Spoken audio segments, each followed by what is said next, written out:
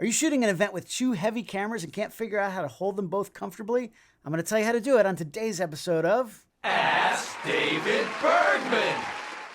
Hey there, everybody. Welcome back. Here I am, as always, answering your photography questions. If you've got photo questions, you know what to do. You go to askdavidbergman.com, submit that form right there on the site, and I just might pick your question to answer here on a future show. Also, you know I'm doing my live concert photography workshops all around the United States this fall. There aren't that many spots left. Most of the big cities are sold out, but you got to fly to one of the smaller markets to check these things out. It's a once-in-a-lifetime experience. You spend the day with me at a real live arena concert. I'm going to teach you everything you need to know about shooting concerts and really sports action of any kind, and then you get to photograph the concert, the entire concert, all night long. It's a super fun experience. Go to shootfromthepit.com and check that out. I hope to see you out on the road this fall.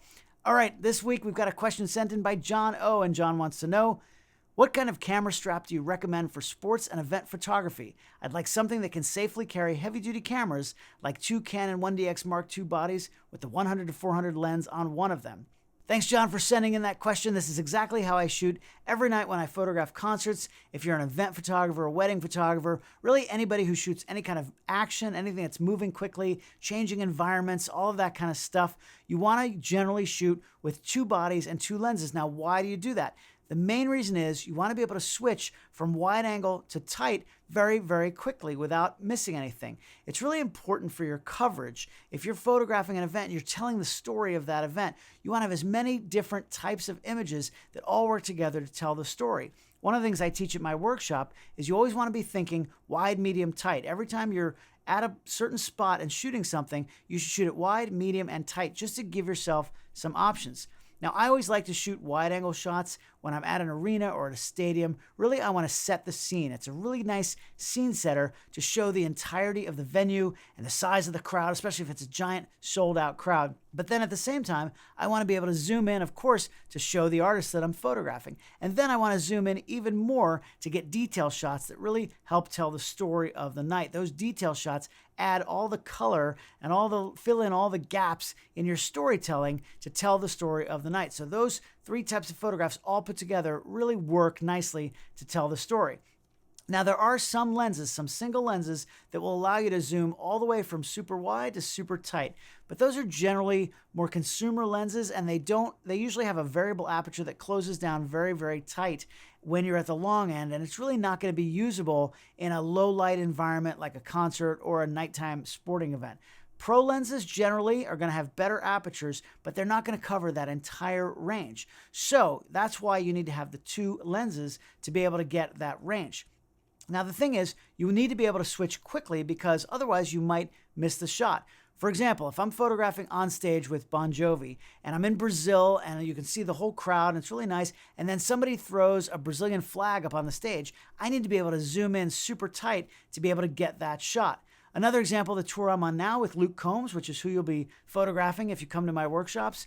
If on that show, the stage at the front has what we call a thrust. It's like a runway that comes out, and a lot of times I'm shooting at the end of that thrust. So I'm using a longer lens to photograph Luke or the band members or the drummer in the back, and then all of a sudden the guys might come out on that thrust, and I need to be able to switch very quickly to the wide angle to get that picture. The thing is, in that environment, whether I'm on stage hiding behind an amplifier or out in front in the crowd, a lot of times it's dark and it's hard to change. If I only had one body and the two lenses, to try to change that lens on the one body, it's never going to happen fast enough. It's going to take way too long. It's going to be hard to do. I might drop something and break something. I really don't want to do that.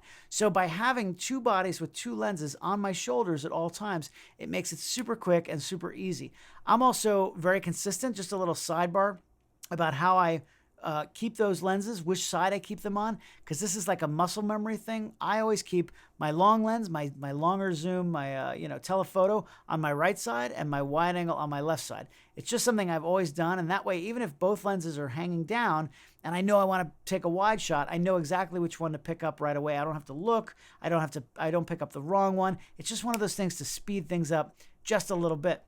Another little tip is a lot of times if you're dropping one camera to your side, we have all these dials on these cameras, and a lot of times your body might rub up against it and actually change your settings, could change your shutter speed or your aperture, depending on which dial it hits. that's a problem because then when you pick up that body, you don't have time to look at it and make sure everything's okay. So again, a muscle memory thing for me, I tend to turn the power off. I just flip that power switch as I'm putting the camera down, and as I pick it up, my thumb just naturally goes right there and I turn it on. Again, it's something I've been doing a long time, so it's just muscle memory and it works really, really well. Just a little tip to make sure that the settings don't change as you drop those cameras. As far as what do I shoot?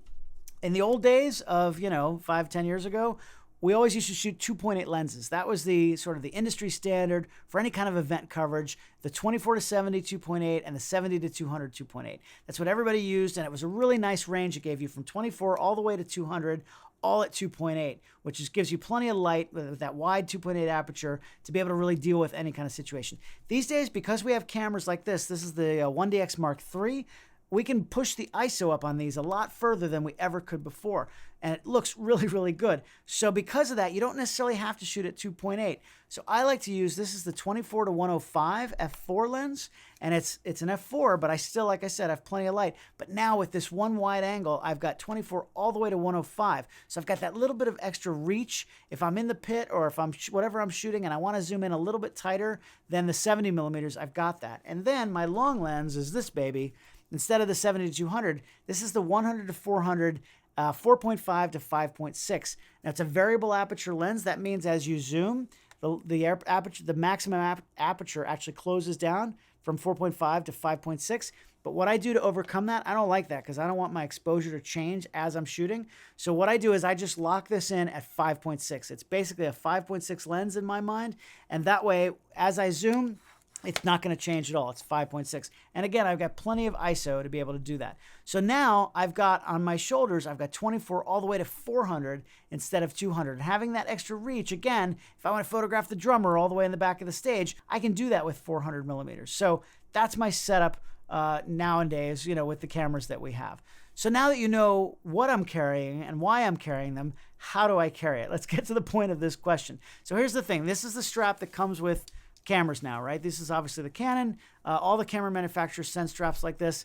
Canon, I love you. I love you, but we got to talk about the straps. I've never once used these straps, and the reason is first of all, they're very thick, so they take up kind of a lot of space, and they're just too grippy. I get it why you want grippiness so they don't fall off your shoulders, but when I'm switching quickly to try to get this off, it like pulls your shirt, and it's just too much. Canon, let's work on this. I think we can redevelop some new straps for you. So I've never, ever, ever used these. Literally, they come off immediately as soon as I buy the camera. What I have used for decades, literally decades, are these. These are the Domke brand gripper straps. I don't even know if they sell these anymore. Sorry, Adorama. I think they do. If they do, I'll put them in the link below. But I have dozens of these. And I like these because they're thin. This is the 1-inch version. They do make a 2-inch. I like the 1-inch. And they do have a little bit of grip on it. They have this rubberized thing sewn into it. This one's a little worn off, but just a couple of little strips of rubber, and that's just enough grip in my mind to keep it on there, but I can get it off very, very quickly. So I've been using this for a very long time. And when I'm still these days shooting a single camera, just one camera, this is what I use. But the problem is I found that having two big cameras, big lenses, and big bodies with heavy lenses hanging from my shoulders all night long at a concert really started to hurt my back when I was using this setup. And as we get a little bit older, you got to take care of your back. Take care when you're young so you don't have problems when you're older. So what I had to do was step up to something that did a little better job distributing the weight of these cameras.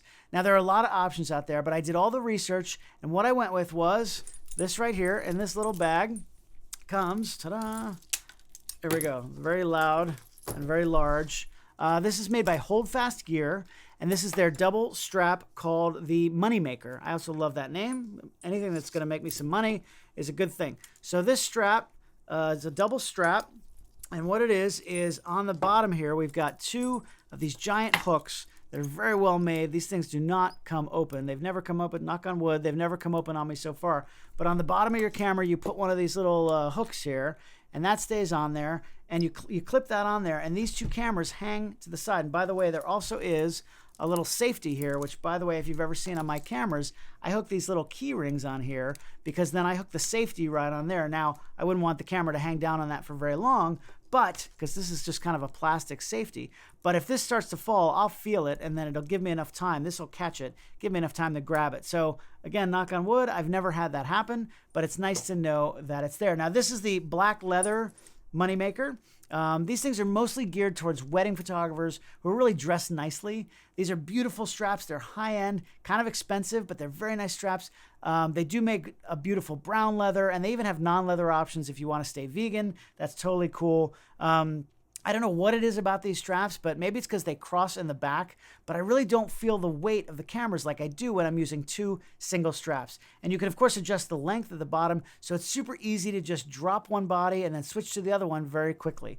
Again, there are other options out there. This is definitely the high end, but for me, it's worth it to spend a little bit extra money on a quality product and really never have to worry about it again. I've been using this thing for years now, and I feel just fine after a long day carrying that heavy gear. So what do you guys use? Are you using a double strap like this when you have two cameras? I know some people use the ones the spiders that hang on your sides. For me personally, I love this strap. I hope it lasts me forever. I think it will. You know, it's got all kinds of expansion things. You can hook things on the front of these. I don't do any of that. Actually, Holdfast, I wish I could take that off of there. Maybe I can. But I wish I could take those off. I don't use them. But lots of people do. You can hook an extra little pouch with your cell phone or with a flash or something like that. So there's lots of good options on these things. Again, what are you guys using? Let me know in the comments down below. John, thanks so much for sending in that question. I appreciate it. Remember, go to Ask David Bergman to ask your own photo questions. Shootfromthepit.com is my photo workshops. Hopefully, you're a subscriber to the Adorama YouTube channel. Man, Adorama has been providing free photographic videos for you guys for decades now. So go ahead and subscribe down below and use that little bell so you get notified as soon as new photo shows come out. And I'm back here with this show every Monday at 10 a.m. Eastern right here on the Adorama TV YouTube channel. I hope you'll come back and join me. I'll have a brand new question next week right here on Ask David Bergman.